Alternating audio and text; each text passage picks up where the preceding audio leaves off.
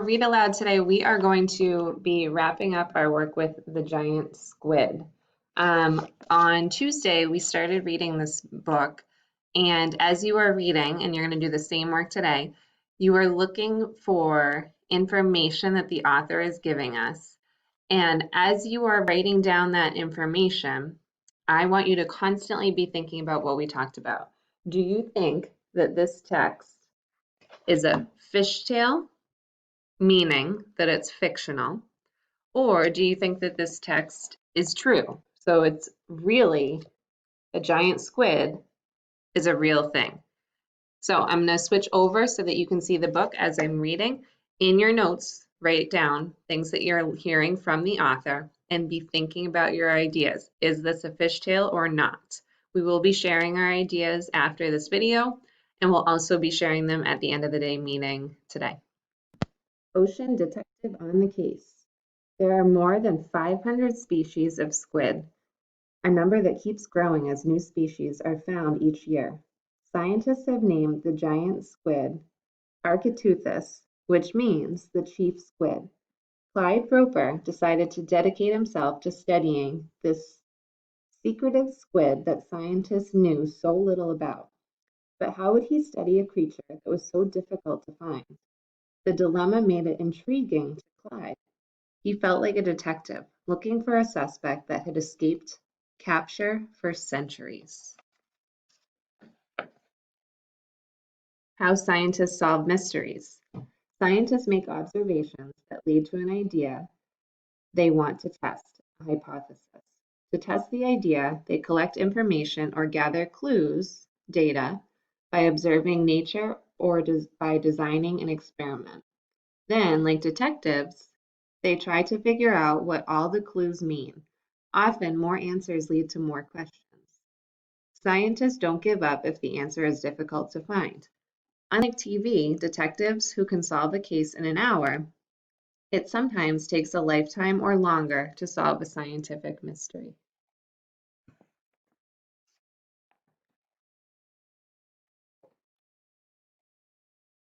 One day, when Clyde was studying at the University of Miami, he got a call about a dead sperm whale that had washed ashore. Did anyone want to examine it? Absolutely. Since sperm whales were no longer hunted, this was a rare chance to try to find a modern-day link between sperm whales and giant squid. Clyde and his friends raced to the beach. They jumped into the ditch that had been dug to bury the whale's body. Armed with knives, saws, hatchets, they cut into one stomach, then another, and then another until they were up to their shoulders inside the whale's 3 stomachs. It was a messy job, but would it give them clues to the giant squid?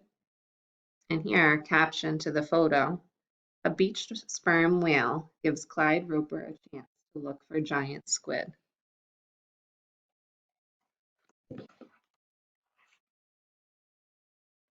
Hours later, the researchers had retrieved nearly 1,000 squid beaks. They were amazed by the huge number of squids a whale could eat, but none of the beaks belonged to a giant squid. However, they did discover many large circular scars around the whale's mouth, proving the whale had battled and devoured giant squid during its lifetime. Eager to clean up before getting into their car, Clyde and his friends trotted to the water's edge. They saw dozens of shark fins just beyond the surf. Attracted by the smell of whale blood, change of plans. The men had to drive back home in their blood-soaked clothes. In our captions here, we have Clyde really gets into his work. You can see that there. And then down here, dissecting a sperm whale carcass could teach Clyde and his fellow graduate students about the whale's favorite food. So let's see what they find. After years of study, Clyde Roper was now a PhD, a doctor of science. Dr. Roper was invited to join the staff of the Smithsonian Institution's Museum of Natural History in Washington, D.C. He began investigating many kinds of squids, from species the size of his thumbnail to ones nearly as tall as he was. Soon, specimens of all kinds of squids arrived at the Smithsonian for Clyde to examine, including giant squid. The work only fueled his curiosity to see a live giant squid in the ocean. And here we have a glass squid, southern calamari squid. And down here it says there are more than 500 known species of squid, with more being discovered each year.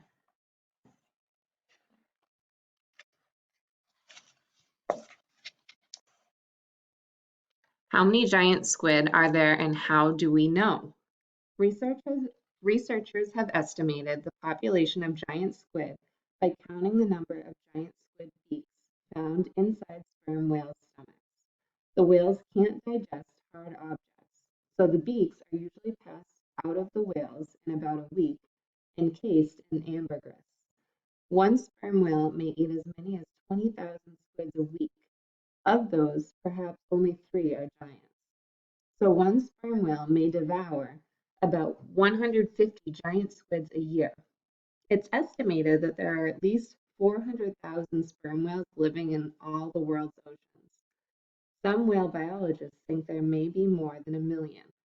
So how many giant squid do all those whales eat each year? That's 60 million giant squid. Of course, not all giant squid are eaten by sperm whales, so there could be many more millions of giant squid hiding deep in the world's oceans. Now, a big part of reading nonfiction texts is looking through different pages and searching for information. So after I just read that section, I was wondering, how big are these giant squid?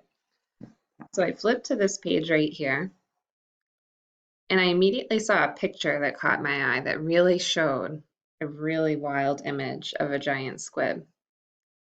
I'm also looking at this picture and, like we talked about on Tuesday, noticing that this is a real picture, as well as this picture here. Now, I also did some skimming, which we can do when we're reading nonfiction texts. So I was skimming to look for dimensions of the giant squid. And then I found this sentence right here. The largest giant squid ever recorded was reported to measure 60 feet long. Pretty wild. Now, then I started to flip through the book and I found some really interesting pictures that I wanted to show you. So this picture jumped out at me. It says, Clyde holds up a Humboldt squid, like the one that took a bite out of his leg.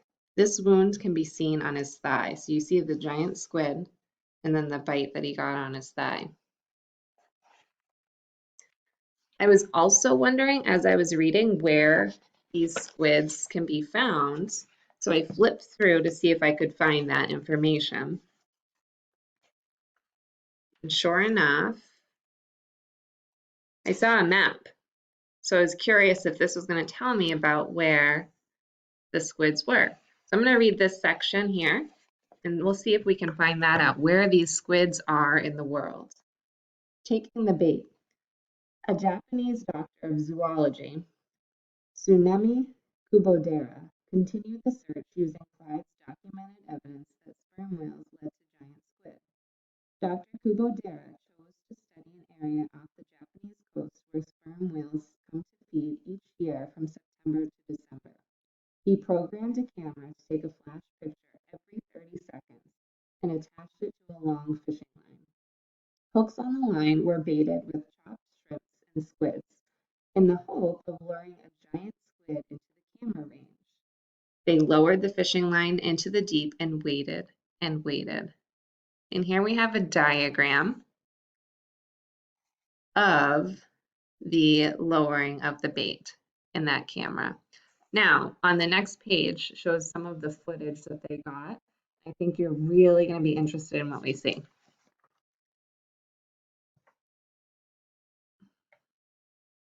So down here, I'm try and get this so you can see it as best you can. I'm going to read the caption to that.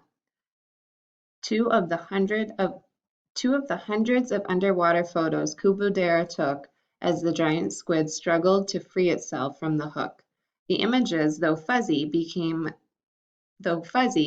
they were enlarged, are thrilling to see as they capture a historic moment in ocean science. And then this last section just goes over what he found. So Kubodera made 23 trips over 3 years to the area and repeated the experiment. Finally, a giant squid grabbed the baited hook. For 4 hours, the captured squid twisted and turned. Sometimes it attacked the bait. Other times it pulled away, trying to escape. The camera took 556 underwater images of the squid before it managed to break free, leaving a tentacle 18 feet long embedded on the hook. When the team brought the tentacle on board, the large suckers grabbed onto the deck of the boat and then onto Kubodera's fingers. And down here, we see a picture of that. The squid's 18-foot tentacle caught on the hook. Pretty wild. Okay, so your job right now is to go on to the next slides and to share in the board facts that you learned about the giant squid. I also want you to tell me whether or not you think this text is a fishtail or not, and explain to me why. So if you think it is a fishtail, you think it is fictional, I want you to tell me why. If you now think that it is a nonfiction text, I want you to tell me why as well. We're going to discuss your facts that you found and do our fact challenge that we did the other day. And we are going to talk about our thoughts about this being a fishtail or not during our end of the day meeting today. So I will see you all there.